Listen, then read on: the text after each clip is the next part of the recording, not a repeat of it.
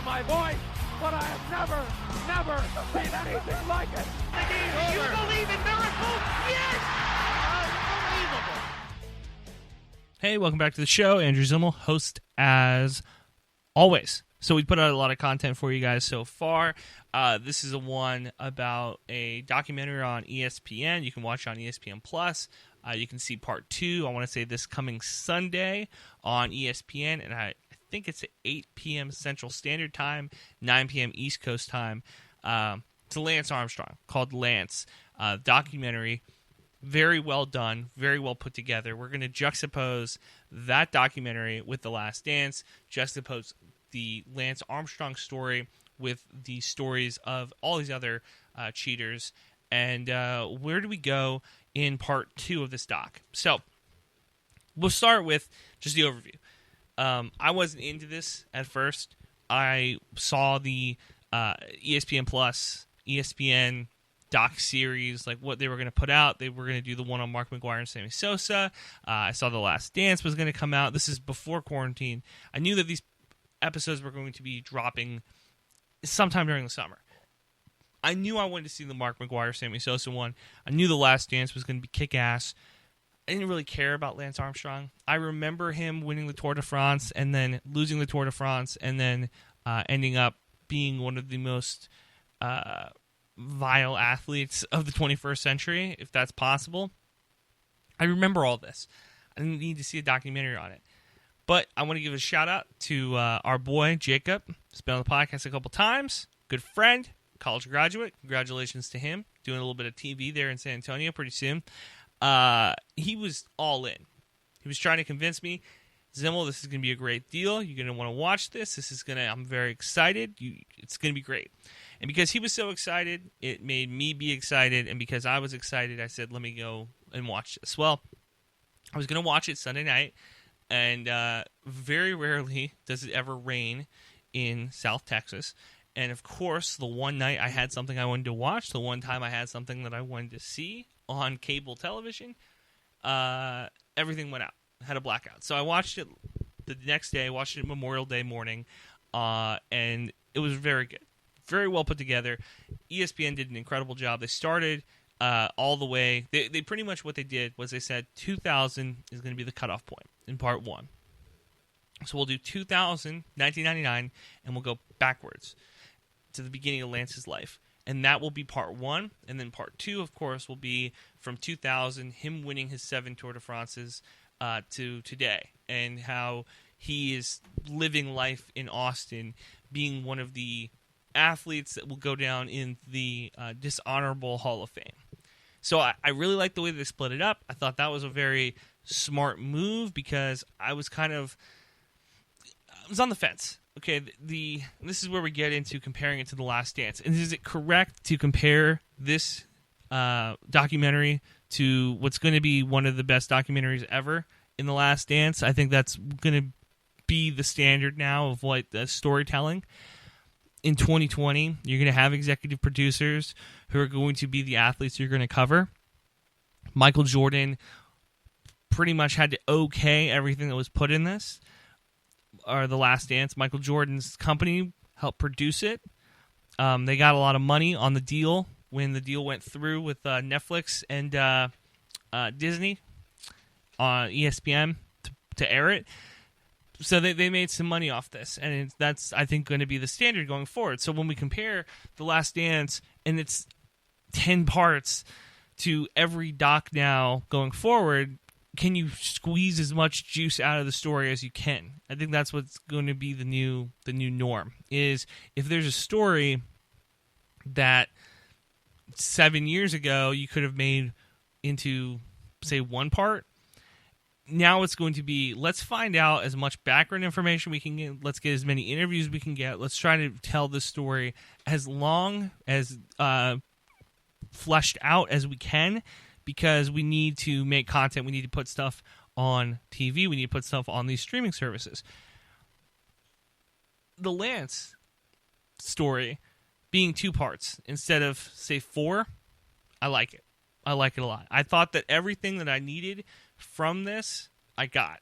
From part 1, everything I was looking for, I got it. I got the triathlon story. I got the Lance Armstrong was a bully to competitive story. I got that Lance Armstrong, like all these other great athletes, like the Jordans and the Kobes and the Muhammad Alis, that they're so much better, they're so much more gifted than everybody else that it doesn't really matter how they do, what they say, how they act. It's in retrospect is how we judge these guys, because in the moment, I think a lot of times we don't care, or if we do care, we say we answer it with the simple, well, they're better than me. They're better than us. They are the highest level of competitor, and that's what Lance was at 16, 17. I didn't know the story about his mom. I didn't realize that she was a single mother, got pregnant at 16 with them. I didn't recognize that story. I thought it was interesting, as it sometimes happens in these documentaries and sometimes happens in life, that people who don't have any real solid handle of, or didn't really contribute to the success of some of these guys, will take some credit for it. We saw that his stepdad, Armstrong, I forget what his first name was, his stepdad that gave him his last name, instead of, it was supposed to be Gunderfield, he adopted Lance at 3, married his mom, and then they changed it to Armstrong, so Lance Armstrong.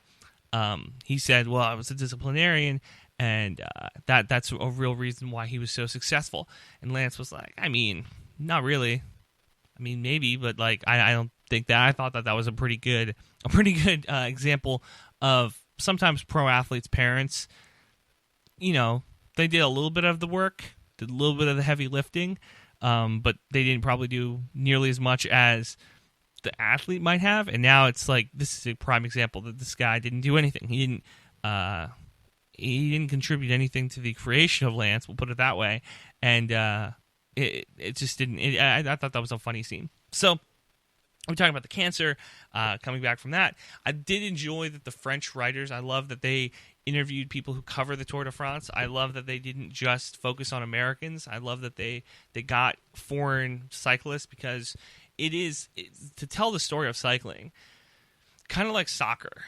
And this is you're going to think to yourself, Zimmel, this is a very lame comparison, but if you interviewed a soccer writer in America, if you said, let's get the best soccer writer from ESPN or Fox, they could tell you the basics. They'll tell you, probably the right information. But if you go and you interview somebody who covers Barcelona, you covers the Champions League, that's their beat in Europe, they're going to know it better than any American's going to know it. Like, let's just be honest here. So interviewing his teammates about the doping and how they got into doping and how they got into the drugs versus the Europeans and how they viewed the Tour de France and how they viewed everything, I thought it was very interesting.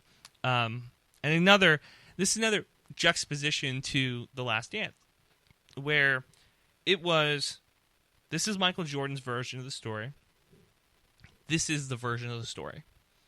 And immediately, in this Lance doc, they split that up. They said that Lance is going to tell his story, and everybody else is going to tell their story. And so far, there has been a very good overlap. There's not a whole lot of Lance says this, they say this type of stuff. And I assume that's going to happen when we get into part 2, and we start talking about the drugs, we start talking about the cheating, and start talking about the doping. And that's when we're going to get conflicting stories. So, but I thought so far they did an excellent job, and the director, whose name escapes me right now, I'm sorry, I need to get it for you, because she has done an incredible job with this. I thought she did a really good job of, there's a deal now, like I mentioned earlier, with the Jordan doc, that the athletes that you cover are going to be executive producers on the project. They're going to put money in the project. They are going to help form and straighten out the narrative. And they might, indirectly and sometimes directly change the way that the story might be told. I thought that with this one, you can see the director immediately, capital J journalist, big J journalist, said, hey, we're going to hit you with this, when did you start taking drugs, really early on. Because kind of similar to baseball, It's going to be the summer of steroid use for ESPN with the Mark McGwire and Sammy Sosa doc coming out. It's going to be they're going to talk a lot about how this hurt the sport, and there's a part in the documentary where Lance is talking about how they kind of protected him a little bit when he was taking drugs in the beginning in the late 90s, how he was the face of cycling, not only American cycling, but international cycling. How this guy from Texas who comes back from cancer wins a Tour de France, and how it's a big deal. People will care about that. That's a story that people want to believe. That's a story people want to buy. And how they kind of protected him a little bit from the scrutiny. And it was a really good reminder, I think, of the way that we look at athletes. I think it was a really good reminder of the way that we take in sports and sports media and sports culture, because they said in the doc that the people in France, not only an American, but also a cancer survivor, comes back and has a better time, does a better race than he's ever raced before. It's hard to buy. That's a hard sell to journalists. And I thought that they did a really good job depicting that and explaining that. So this documentary, excellent. Did an excellent job with it. It's interesting because I listened to another, like I said, I've mentioned this before, Ringer podcast. That is my go-to. So if you guys listen to this one, please go listen to that one, because I hope that they are comparable. One day, maybe today, hopefully they're comparable. But Bill Simmons, Ryan Russillo, they were talking about it on their podcast about the list of athletes who are unforgivable.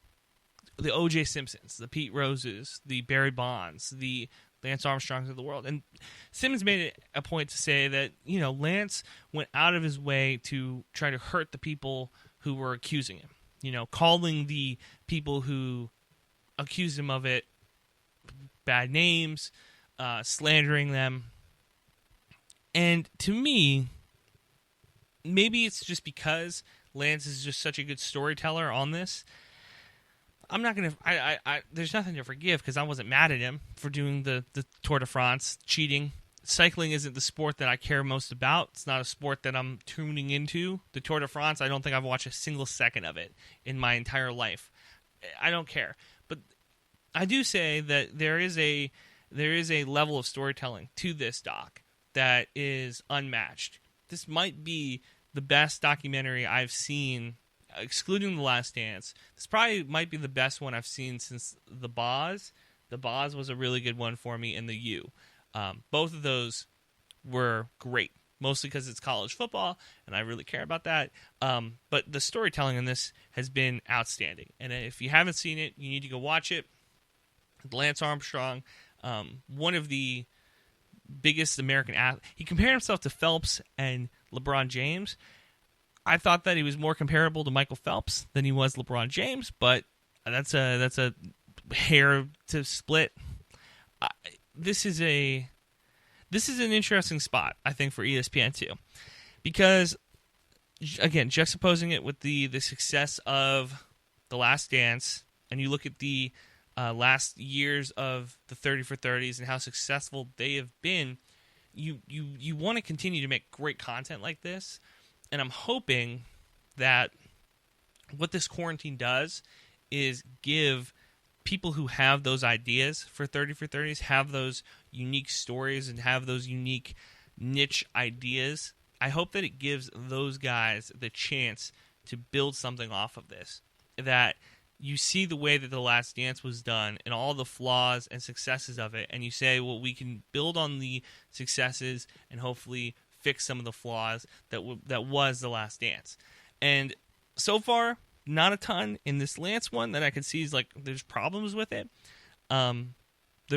Maybe there will be in part 2, but so far it's pitching a perfect game. So I'm very, very excited for part 2 coming out later this week. That's going to do it for this show. Got a lot of, like I mentioned at the top of the podcast, got a lot of content out for you guys today. I've taken too much time off. We did a podcast Monday night to say we're back. We're doing a bunch of podcasts Tuesday and Wednesday and Thursday and Friday, and we're going to just continue to put out content because it wasn't great for me to take some time off. Quarantine is a time that we need to continue to put stuff out, and hopefully you guys want to listen to it because I want to give it to you. So I will talk to you tomorrow. Please stay safe. Please wash your hands. And keep listening to these podcasts, baby. Let's go.